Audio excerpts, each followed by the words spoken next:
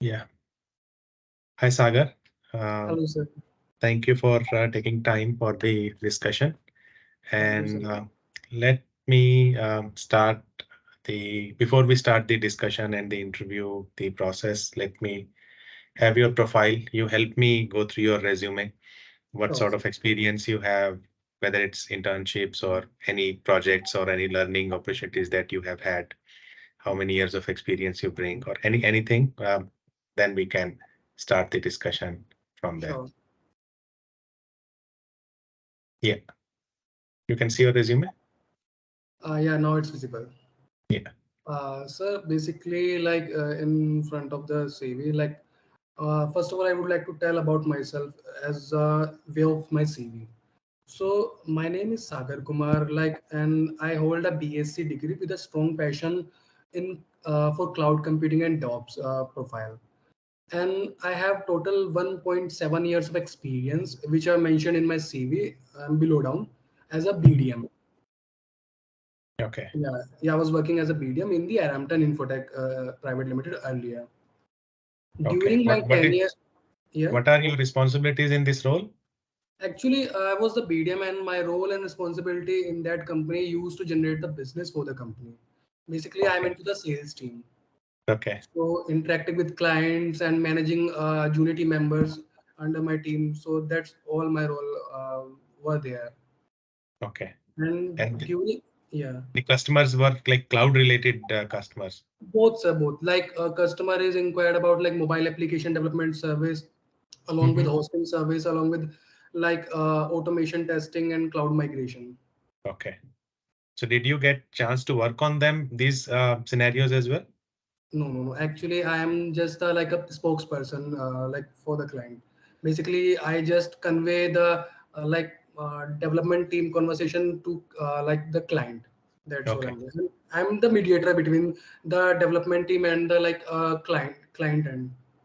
Okay. So it was more of a managerial role you got a bit early in your career, and then it's not a hands-on role. So Yeah. how many experience should we consider on DevOps and cloud for you? Sir, I would like to tell about more in Arampton.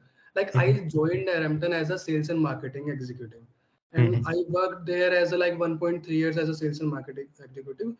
I got promoted as a BDM. I worked for 4 months as a BDM. During my tenure, I realized my interest in DevOps methodology. So I Mhm. made a decision to my pursue my career into this field. Okay. Yeah. Which is good. Yeah. Okay, cool. And now what's your situation right now? My situation is like I'm like on a daily basis I'm like creating projects and practicing on hands-on assignments which is are provided by IntelliPad. My Okay. training provided by IntelliPad and ENICT Roorkee. Okay. Yes, And uh, so you are not into a job right now. It's more of your self-learning. it's more of like a training also. Like IntelliPad provide us the projects and assignment to us. Sometimes they want us to create a project like I was already mentioned in my CV. Mhm. Like they like shared some assignment with us, so I have to complete the assignment and submit it to them. And moreover, I'm Um, also so learning you by are paying myself. to them, right, for this because No, no, no, no, no, no. It's you unpaid. but you are working unpaid, but you are not paying from your pocket. I am paying as for my course. Okay. I am All paying right. for my course. Okay. Good, fine. Yes. Uh, all right. So let's talk about the projects that you have built and what sort of skills you brought Yes. in. Yes. So, like, started from project one. Yeah. Oh, you want me to share that project? Okay. I don't know.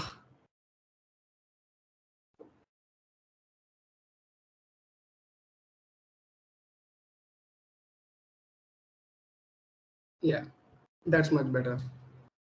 So, on a very first project, I created a CI/CD, complete pipeline, like Mhm. from development phase to testing to production. Okay. Yeah, in which like I've created, like if I give you overview about the project, like in which I've created three instances, where one for master nodes and another for test and production. Along with that, and I used to like do some configuration with the help of Ansible in my instances, and I created a declarative pipeline, a freestyle pipeline with Git integration over there.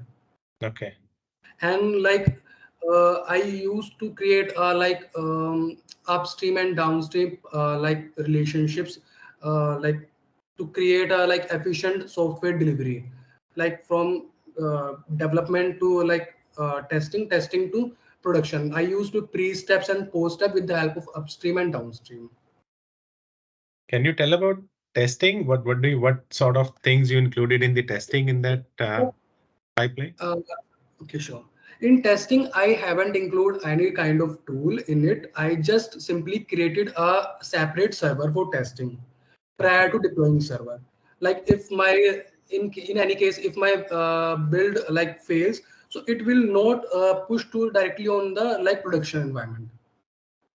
So where is test? What testing are you performing in this? Like testing, I told you the testing is I'm not including any kind of testing tool like Selenium and other. I just created like a separate server for testing Okay. environment. Okay. I didn't perform any kind of testing over there. I just created a separate server just to check my build is properly working or not. If the build works fine, then it will automatically push to the like production environment. Okay. Okay. Fine. Yes. Let's talk about this one, this other project. Yeah, sure.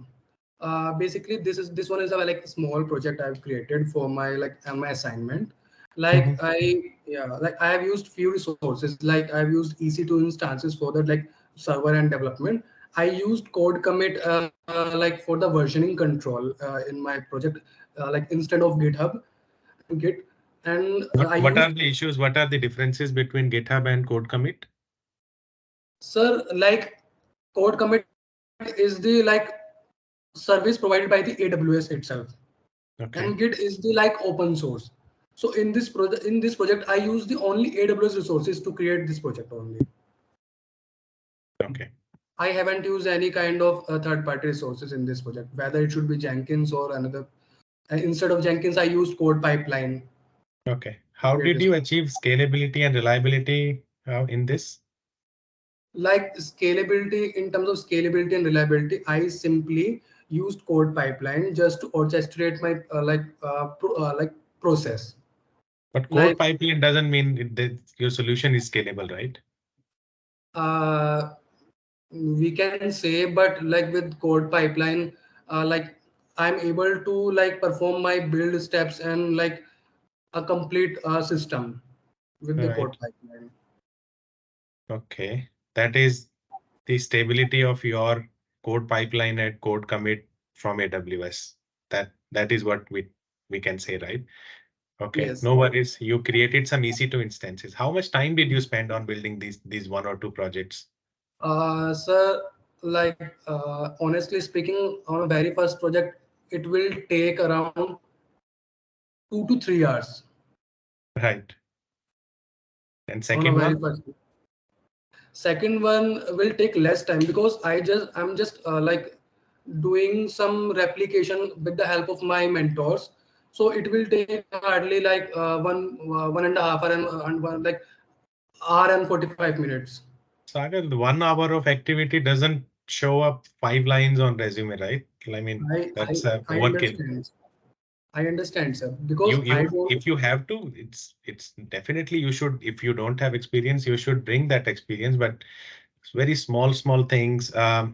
You just created one EC2 instance. Now you can enhance this project into a slightly bigger one where you cover automated testing, or uh, you understand what scalability is before you put it, so that it's more you can relate to it more, and the interviewer who is you know talking to you will also get an idea that you have built something substantial. It's Yes. not just very high level. It should have some meat in it. It's just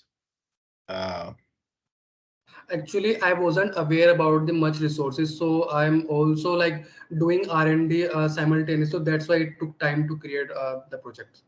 okay. No worries. I don't want to, sound that I'm just trying No, to I defeat totally all the understand. effort that you have put in, but you need to put slightly more effort into this before this takes this much of real estate on your resume, this much I of totally space in the understand. resume. So enhance this. This is a good start, but add more value to it.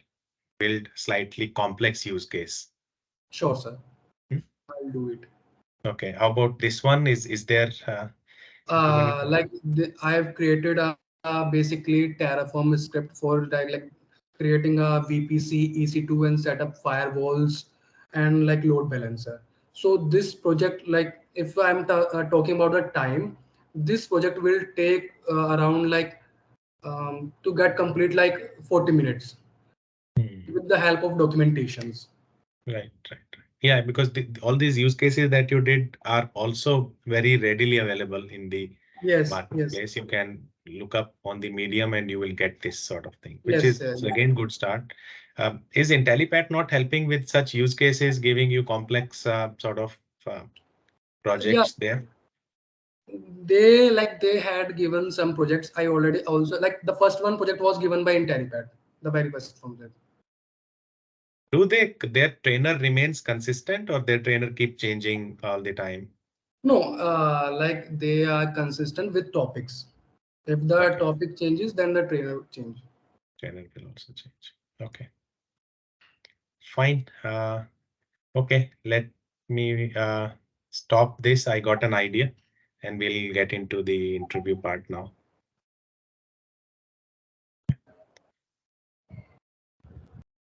So what is, first of all, what is your understanding of DevOps in general? What do you mean by DevOps? Why do we need it? Any idea like?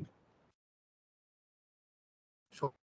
So basically, like DevOps is a methodology that bridges the like that bridging the gap between the development team and the operations team. And like earlier, most of the times we face the issue that developers said, my application or my code is working on my system, Mhm. but it did not work on the customer end. To resolve that issue, develop like DevOps methodology came and fixed that issue. So it fills the gap between the both the teams. Okay. How Yes. does it do that? Like with normal like CI with the help of CI/CD and other modules. I know the CI/CD module is very useful to create a complete pipeline from like development to testing and testing to production. Okay. Uh, Yes.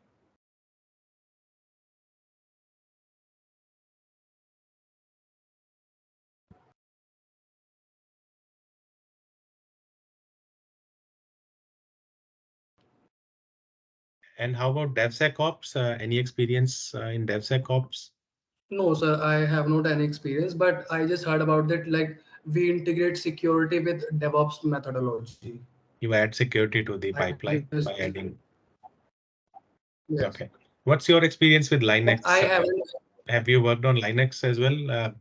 Because all. like basic basically I have a basic understanding of Linux like and the command line operations, but like I'm planning like I'm eager to learn more about the like configuration and all the in-depth about the Linux. Okay. Yeah. And are you um, confident in using Ansible to do any kind of deployment? Yes, basically, yeah. In my two projects, I used playbooks to create like necessary configuration in my instances. Mhm. Even and I used once ad hoc commands when I wanted to perform a single command on my instances, whether it should be like starting a server or updating any machine, or whether it should be installing any kind of single like software or tool. So I used Mhm. ad hoc also. Will you be able to show me a sample Ansible if I ask you now how to create one? Sure. Okay, no worries. We'll not get into that, but I'm just checking. You can, right? In a live Yes. environment. Okay. Yes. Okay. What about Docker and containerization? Have you worked on in any of the project? You don't have experience, right? You don't have project experience. So it's all from these projects and Yes, it's all about from these projects and also from other projects which I have not mentioned in my CV. okay. Okay. Yes. So basically, as I told, like Docker is everyone knows that a containerized application. It's a like advanced version of virtualization. Mm-hmm. Docker will be able to utilize the resources of the server, which is not possible with like a normal virtualization, like with VMware on another platforms, another Mm-hmm. tools. How So, does Docker helps in utilizing those resources? so basically, like in normal virtualization or normal EC2 instances, whenever we need RAM or whenever like let's suppose we have divided uh, three instances or three containers, example Mm-hmm. base, Mm-hmm. and we have allocated 2 GB or 4 GB RAM to each of them. Let's suppose if anyone of the machine need a higher RAM to perform any higher end action, so that time EC2 will charge you more. And virtualization is not like with virtualization with VMware are not able to perform that kind of task. But with Docker, we will get a flexibility of RAMs. If any container needs any like extended like need more RAMs, so it will take RAM from other like container or other resources, and whenever it doesn't require, so it will like free up the extra RAMs. Where do you define how much RAM a Docker container should take? In Docker, we can we never define RAM in Docker. Okay. Yes. You don't define how many CPUs it needs and how much RAM it In requires. Docker, we don't define any RAM and any CPU in Docker containerization. Okay. Yes. So if I have a 2 GB RAM and uh, some sort of storage and some CPUs, how will a Docker container So manage simply that? Who will manage that RAM and CPU for a container? basically, like if you have a machine with 2 GB RAM, like basically T2 micro and something like that, Hmm. so you can simply install Docker in it, and Right. with Docker, like you can like pull the like any image, like the base image, like Ubuntu or any of whatever you want to install in it, and you Right. can simply deploy all your actions with Docker file. So Okay. like it will performs like smoothly without like a hassle free hassle free. Okay. All Yes. right. Which is good for a development point kind of thing. It is Yes. good. Yes. But when it goes to production, you do actually define how much RAM and how much CPU a Docker container should take. You define those upper limits because without that being defined, your Docker image would not know that will keep taking those CPU and those resources, and you will not be able to plan that sort of thing, like how many Okay. Docker images on one server should be deployed. So you will not be able to make those decisions. Yes, that will not go into a Docker file. Docker file will be independent of that, but in your deployments, in your scheduling using Kubernetes or ECS, you will define what sort of resources a Docker container should take. Okay. Sure. Okay, sir. Uh, what about AWS? You are studying quite a bit. So you have mentioned Yes, sir. also on Yes. AWS. What sort of experience you have? Any strong service experience you have? Like this is my go-to service that I know. So most of the times I've used like EC2, like S3 and like VPC, and earlier I used like little bit RDS also. Okay. Yes. In EC2, there is a public IP assigned to instance and private IP assigned to instance. How does that work? So we can assign like if we want to create a sub private instance, so you can like disable the public access while creating the instance. So Mhm. it will not be able to access with public IP over the internet. How No, will you no, connect no, to no, that? no. No, the private instance doesn't have public IP. So if we want to connect that instance to the with internet, so there are two options. With like SSH connection, we can also like able to access our private instance into the public one inside the public instance. Along with that, we can also perform the same action with NAT gateway. Okay. Yes. How does that work? So like in SSH connection, in SSH keygen, we will like integrate our public key into the authorized key of our private instance. And That yes, that would be from your laptop or from some another instance in public subnet.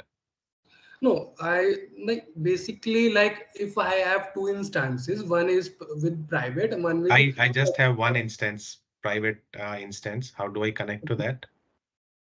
so like with private instance you can't connect with like public without allowing the public access. Okay. What are the options? So if I have to connect to a private instance, I need a public instance as well.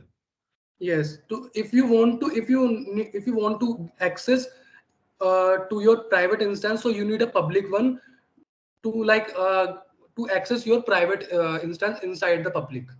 Any other way to connect to an EC2 instance? Sir, I know only two ways like SSH keygen and NAT gateway with like under the VPC.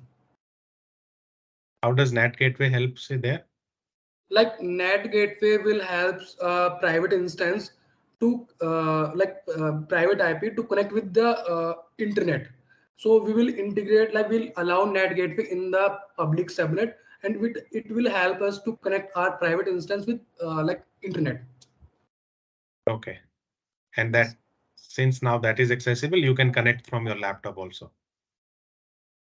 Yeah, we will connect with our public one. Like we need to open the public instance. Inside our public, we are able to access the private instance.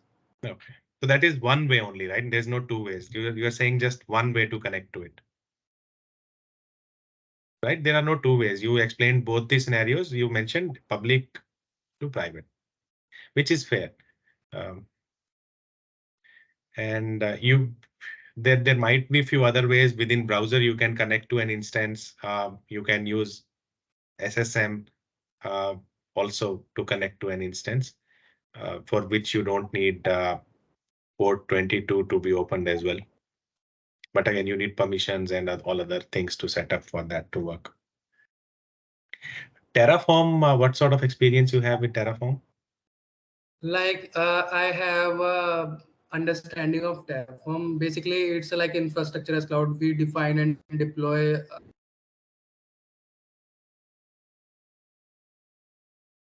So I've created a like in my CV in my resume. I've created a small project on Terraform. Simply, I created a VPC, and VPC EC2 instance allow firewall rules and load balancer by using What the is a Terraform firewall rule? 80. What is a firewall rule? What do you mean by a Like firewall rule? it's a like basically allow port Okay. extension, basically a colon like IP and column the like the port which you are laying for the So that particular is client. incoming is blocked or outgoing is blocked. Sir, basically most of the times like incoming. Okay. What is the impact on the traffic that's outgoing?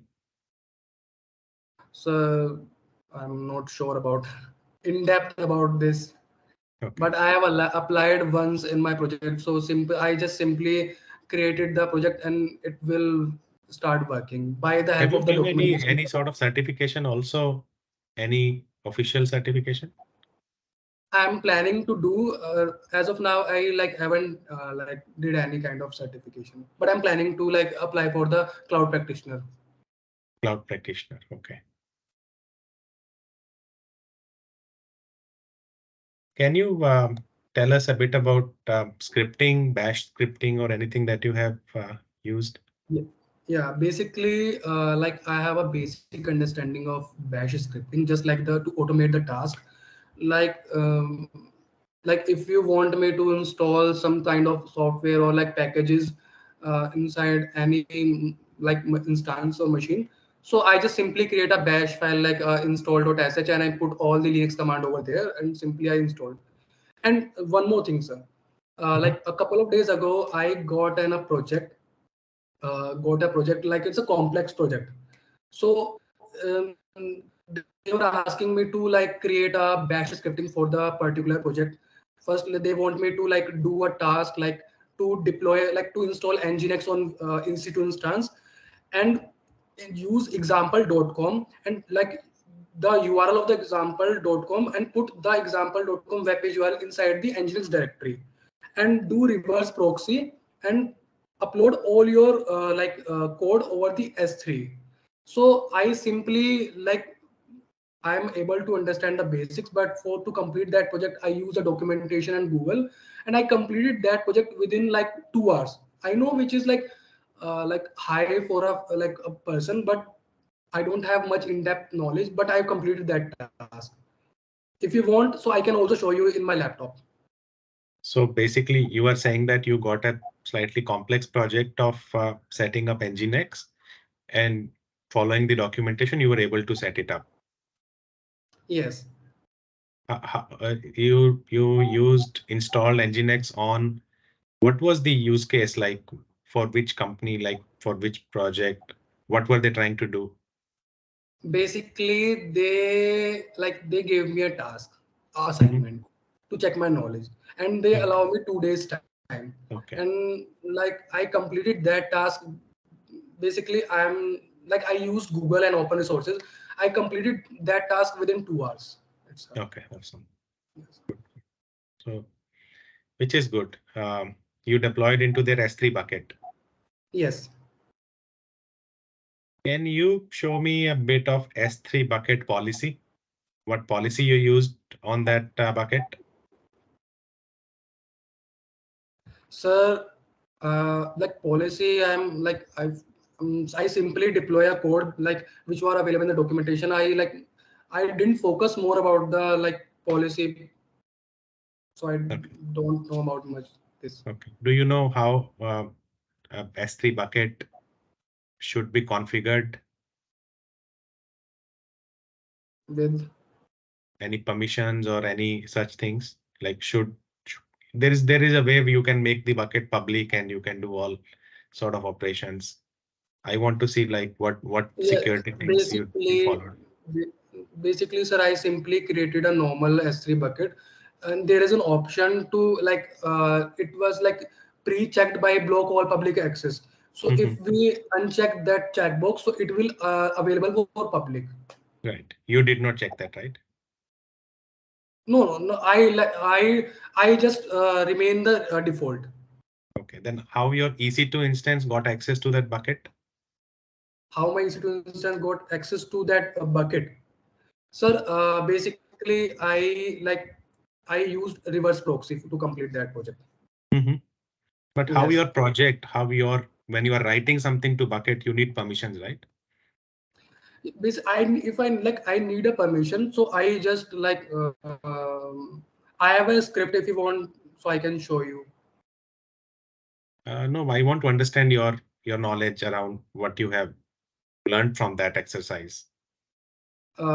Basically, sir, from that exercise, I have learned like how to deploy like Nginx. I already knew that how to deploy Nginx on EC2 instances, and how to put a web URL of the example.com inside the directory of the Nginx, and and how to deploy that code to my S3 bucket. Right. I didn't know Okay. the exact in-depth things of the project. Just I simply deployed with the Google documentation because I had to complete the project. Mhm. Right, right. No worries, but try to get more details as to, if you are writing to S3 bucket or storing something there, you would need permissions, how that permissioning works. That would be really helpful. Yes. Right.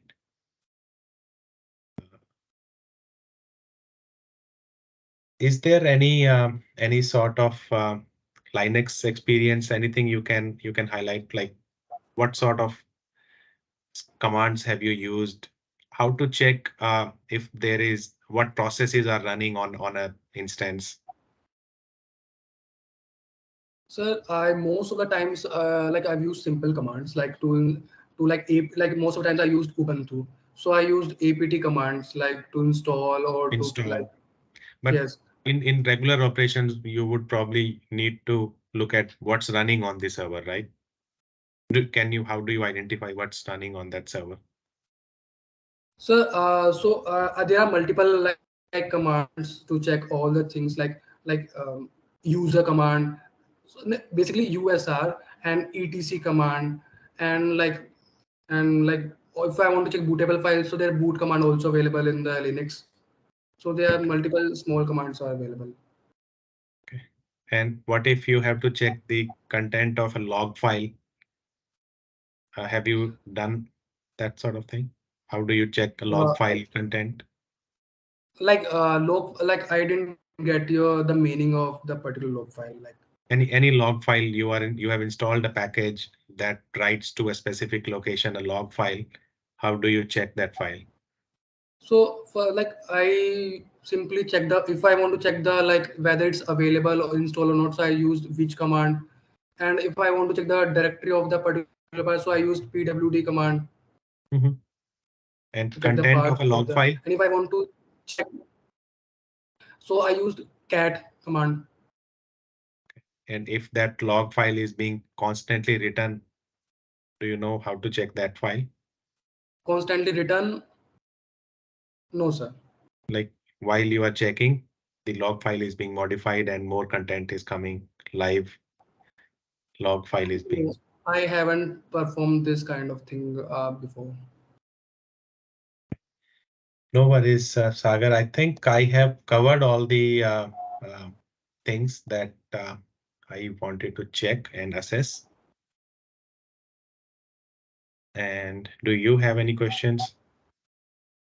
I don't have much question. Just I just want to know just like feedback on which segment I do have to like work hard. Right, right. So what I have found, and to be honest with you, you have reasonably good experience for a fresher to have, but you also have a experience attached to yourself. You are in the industry from few years. So I won't treat you as a fresher. So it shows up in your speaking experience. You speak confidently. Things you know half cooked or half baked, there also you go beyond what sometimes what you know or you have experience with, you go and talk about that. So you need to build a bit of depth in I already told you the projects that you have built are can be done in half an hour, 1 hour to one day, Absolutely. 2 day. All the projects can be done maximum in a weekend or a week. So to for you to put those resume items on the resume and take that much of space and talk about it, you have to build that depth. You have to add more tools, you have to add more functionality, you have to, instead of building a very dummy project, you have to build projects that have database associated, how you manage that database changes, some secrets associated with that username and password of the database, how you manage those credentials. So don't take them that you will just hard code them somewhere and it will work and that's all. Understand all this permissioning side Yes, of sir. it. Uh, Maybe from a Linux is very basic. Like even if some fresher or someone don't have much experience in the DevOps uh, space, Linux is something they have to have some skills. I always suggest instead of installing Windows, you also have try to go with any Linux version, or worst case, have some sort of Windows subsystem for Linux installed on your laptop. So that gives you or keeps you attached to that Linux environment all the time. So Sure. uh, that's something I would suggest. Um, Identify 10-15 use cases where Linux commands are useful for DevOps engineers, Okay. looking at what's taking up the CPU, what processes are running, how to check running log files, and a lot of other such things. They are day-to-day basis. How to check a specific Absolutely. drive is full, some resources are occupied. So how to clean that up and those kind of things. Basic things. First, do these sort of basic things, then you can try to build complex projects, slightly complex projects. IntelliPat is helping you find. Otherwise, you have confidence. You can look up online. You can build some project. Define a scope of project for yourself that you want to build this in next 1 month, 2 month, but it should be Yeah. substantial, which you can highlight, which you can project as a real experience. Sure, sir. Sure. Absolutely. I'll follow all the command, like all the suggestions which are giving to me. Sure. Otherwise, you are confident person. You sound confident. Just add a bit of material to the confidence. I think you will do very well. Thank you, sir. Thank you. All right, then I'll close the discussion. Sure.